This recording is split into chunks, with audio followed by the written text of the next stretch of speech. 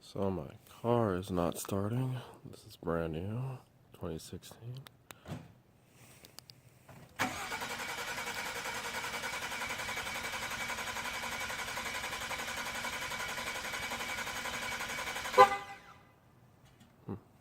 Interesting.